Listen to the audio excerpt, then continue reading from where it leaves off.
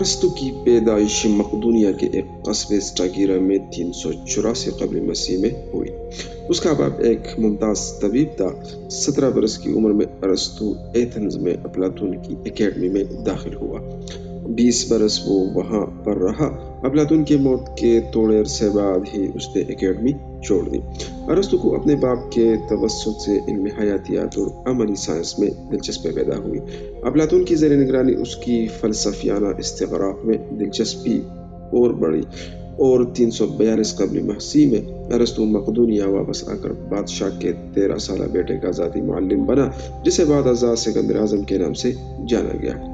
ارسطو نے متعدد برس سکندر کی تعلیم و تربیت کی، اور 335 قبل مسیح میں سکندر کی تاج پوشی کے بعد ارسطو واپس ایتھنز آیا، جہاں اس نے اپنا مدرسہ لائسیم کے نام سے قائم کیا۔ اگلے 12 برس اس نے ایتھنز میں بتائے۔ ارسطو کا یہ دور سکندر کی عسکری فتوحات کے سلسلے سے میل نہیں کھاتا۔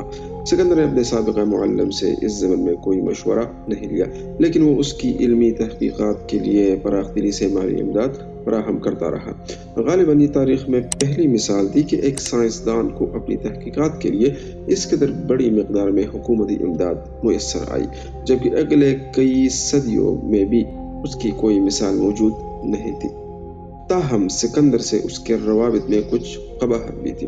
سکندر کے آمرانہ انداز حکومت کے باعث ارسطو کی مخالفت بھی ہوئی، اور جب فاتح نے ارسطو کے بانجے کو غداری کے الزام میں گردن زد کیا تو دراصل یہ ارسطو کے خلاف ہی ایک رد عمل تھا۔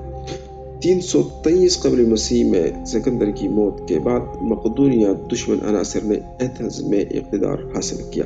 ارسطو پر الحاد کا الزام لگایا گیا، اور 76 برس پہلے ہونے والے سقراط کے انجام کے پیش نظر ارسطو شہر سے فرار ہو گیا۔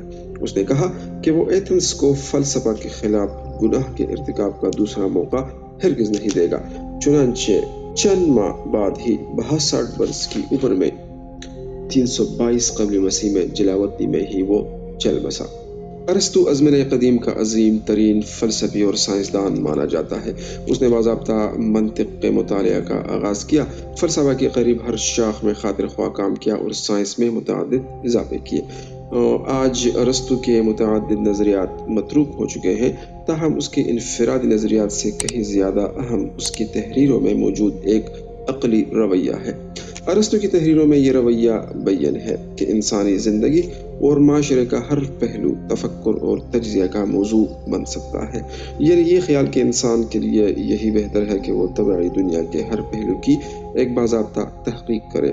اس سے اس روایت نے فروغ پایا کہ ہمیں اپنے نتائج اخذ کرنے کے لیے تجرباتی مشاہدات اور منطقی توجیہات دونوں کو بروئے کار لانا چاہیے۔ ان رویوں کے مجموعے نے جو روایت پسندی، سریت پسندی اور اوہام پرستی کے برعکس ہے، مغربی تہذیب پر انمٹ نقوش مرتب کیے۔ ارسطو کی تحریروں کی تعداد بھی حیران کن ہے۔ قدیم قاموسوں میں اس کی کتابوں کی تعداد 170 لکھی جاتی ہے، جن میں سے فقط 47 باقی بچ سکے۔ لیکن محض اس کی کتابوں کی تعداد ہی نہیں، اس کی تبحر علمی بھی فی الاصل حیرت انگیز ہے۔ اس کی سائنسی تحریروں میں اس دور کے سائنسی علوم پر مشتمل ایک قاموس بھی شامل ہے۔ ارسطو نے علم فلکیات، حیوانیات، علم تولید، جغرافیہ، علم طبقات الارض، طبیعت، علم الابدان اور علم الافعال اعضاء کے علاوہ قدیم یونانیوں کے علم کی قریب ہر شاخ میں بے پایا کام کیا۔ اس کی سائنسی تحریروں کا ایک حصہ پہلے سے حاصل شدہ معلومات کی تدوین و ترتیب پر بھی مشتمل ہے، جبکہ باقی حصہ خود اس کے اپنے لاتعداد مشاہدات کا نتیجہ ہے۔ اس نے جن موضوعات پر لکھا وہ یوں ہیں: اخلاقیات، مابعد طبیعت، نفسیات، معاشیات، الہیات، سیاسیات، خطابت اور جمالیات۔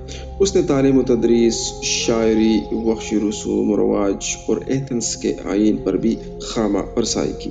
اس کا ایک کام متعدد ریاستوں کے آئین ایک جگہ جمع کرنا تھا، جو اس کے تقابلی جائزے کا موضوع تھے۔ ان میں غالباً سب سے اہم کام اس کا منطق کا نظریہ تھا۔